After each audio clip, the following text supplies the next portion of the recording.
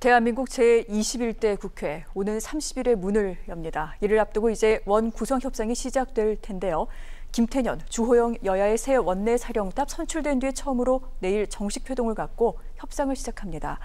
원래는 오늘 늦게 만날 예정이었는데 내일로 미뤄진 건데요. 과연 이번만큼은 법적 시한 내에 원 구성을 타결할 수 있을까요? 어떻게 보시는지 두 분 의견부터 좀 들어보도록 하겠습니다. 최 교수님, 잘 될까요? 뭐 어려움이 있을 수 있겠죠. 원 구성이 사실은 이제 뭐 줄다리기잖아요, 사실은. 지금 현재로 보면 의석수로 보면 민주당이 마음만 먹으면 뭐든지 할 수 있지만 그렇다고 해서 그렇게 하는 것이 국민들 볼 때도 오만하게 비춰줄 수 있기 때문에 협의를 할 겁니다. 그러나 이제 중요한 것은 여기서 서로가 서로에게 뺏기지 않게 삿바 싸움을 할 텐데 어느 정도 선에서 합의가 이루어지냐의 문제라고 보여져요.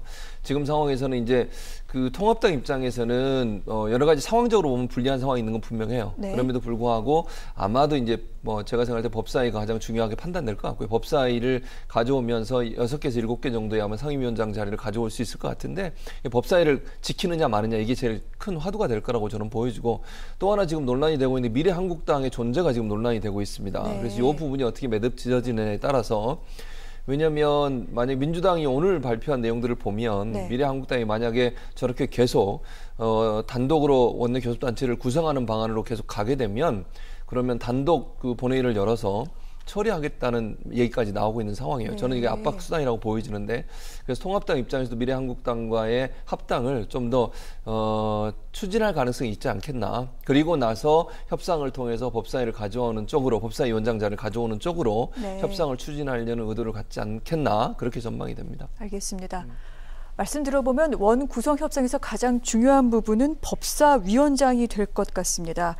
지난 국회에서도 봤을 때 국회 상원이라고까지 불리면서 이 법사위원장을 둘러싼 논쟁이 첨예했는데 평론가님, 이 법사위원장 자리가 왜 이렇게 중요한 거죠? 우리가 보통 법안을 발의해서 통과시키려면 본회의에서 표결을 해야 됩니다. 그런데 그 이전에 각 상임위에서 관련된 법안 같은 경우를 발의한 후에 심사를 하도록 돼 있고요. 이 심사가 끝났다고 해서 바로 본회의로 가는 것이 아니라 법사위를 한번 거치게 되어 있거든요. 왜 그렇습니까? 그러니까 법사위가 사실 자구심사라거나 이 기존에 발의된 법안이 다른 나머지 법안과 충돌하는 부분은 없는지 이런 부분들을 디테일하게 심사하는, 그렇기 때문에 국회 안에 상원이라는 표현을 받는 것이고, 법사위원장이 만약 이 법안의 자구심사나 법안 내용, 법안 통과에 대해서 만약 이거 시간을 좀 끌어야겠다고 마음을 먹어버리면 상임위에서 통과가 돼도 이게 본회의까지 언제 올라갈지 모른다는 그러한 결정적인 핵심 키를 사실상 법사위원장이 쥐고 있는 겁니다.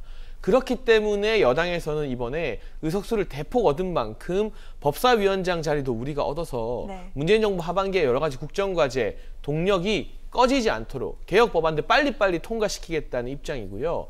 한국당, 이제 미래통합당과 미래한국당 같은 경우는 법사위만큼은 지키는 게 국회 내에서 여야의 균형을 찾는 길이다라고 주장을 하고 있는데, 제가 봤을 때 관례를 깨고 이걸 여당이 가져오는 것보다는 또 하나의 방안으로 떠오르는 게 그동안 여당이 법사위의 자구심사 능력을 조금 축소시키려 하고 있었어요. 국회법을 개정해야 되잖아요. 그렇죠. 그 말은 무엇이냐, 야당이 법사위원장 자리를 가져간다 하더라도 과거처럼 무한정 법안 심사나 뭐 이런 자구계획, 토의 등을 늘릴 수 있는 것이 아니라 일정 기간이 끝나면 준 패스트트랙에 가깝게 통과시켜버리는 식으로 법사위의 기능을 축소하게 되면 그럼 법사위원장 야당 줘도 큰 부담이 없어지거든요.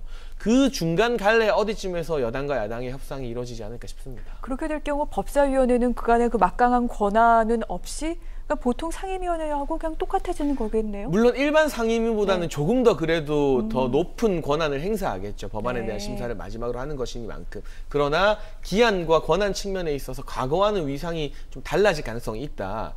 여당 같은 경우는 위원장 자리를 양보하되 그런 국회법 개정을 추진할 가능성도 여러 가지 아마 이 시나리오 안에 포함이 되어 있을 것 같습니다. 그렇군요. 자, 이같이 여러 가지 방안이 모색되면서 여야 물밑으로는 좀 치열하게 신경전이 벌어지고 있는 것 같습니다. 김태년 원내대표 최근 언론 인터뷰 등을 통해서 협치는 하겠지만 선의로만 해결되는 것은 아니다라고 하면서 원 구성 방안을 표결로 강행 처리할 수도 있음을 이미 시사했는데 법사위 뭐 어떻게 해결될지는 모르겠습니다만 만약에 이 제대로 원 구성 협상이 이루어지지 않을 경우 원 구성 그렇다면 표결로 가는 것도 가능할까요? 저는 표결로는 안 갈 것 같아요. 그래요? 그렇게 되면 정말 21대 국회가 시작부터 싸움하면서 시작하는 것이기 때문에 김태년 원내대표가 이 표결도 할 수 있다는 건 협상 카드인 거죠. 표결하면 우리 마음대로 할 수 있지 않는 거 알지 않느냐. 미래통합당에게 이 최후 통첩을 날린 것이라 보여지고 네. 결과적으로는 협상을 하게 될 텐데 역시 법사위원장 누가 가져갈 것이냐 그리고 야당목의 상임위원 지금 미래통합당에서는 뭐 7개 정도는 가져가야 된다. 네. 내심 8개까지도 바라고 있는데 그런 숫자 싸움이 될 겁니다. 주도권은 역시 김태년 원내대표가 쥐고 있을 수밖에 없고요. 하지만 더불어민주당 입장에서도 21대 국회 아무리 180석 가까운 의석수 확보했어도요. 미래통합당을 완전히 제쳐버리고 혼자서 국회 운영을 할 수는 없거든요. 그랬다가는 뭐 패스트트랙이나 이런 촌극을 국민들에게 또 보여줘야 되기 때문에 어느 정도는 양보하는 선에서 네. 타협이 이루어질 것 같고 그러나 역시 법정 기한을 넘겨서 이 원구성이 이루어지지 않을까 싶습니다. 이번에도 마찬가지일 것 같군요. 아이고 그렇군요. 알겠습니다. 자 그렇다면 이제 법사위를 둘러싼 여러 가지 논의와 함께 더불어서 상임위원회는 또 어떻게 배분이 될까요? 뭐 예를 들어서 이제까지는 뭐 야당이 법사위를 가져가고 그렇다면 다른 또 주요 상임위는 또 여당이 가져가고 이런 식으로 정치적인 이해 타산이 맞아떨어지는 형식으로 진행되기도 했습니다만 어떻게 배분하는 게 맞습니까, 교수님? 뭐 기본적으로 지금까지 관례적으로 보면요, 그러니까 의석수에 따라서 배분을 했어요. 그러니까 숫자에 네. 배분을 하는 말씀을 드리는 겁니다. 보통 그래서 국회 전체 상임위가 17개 상임위가 있는데 네. 그 중에 뭐 운영위는 당연히 이제 여당 원내대표가 맡는 게 일반적이고요. 네. 그리고 나서 이제 법사위는 야당이 17대 이후에 계속 맡아왔어요. 그래서 관례상 그렇게 돼 있고요.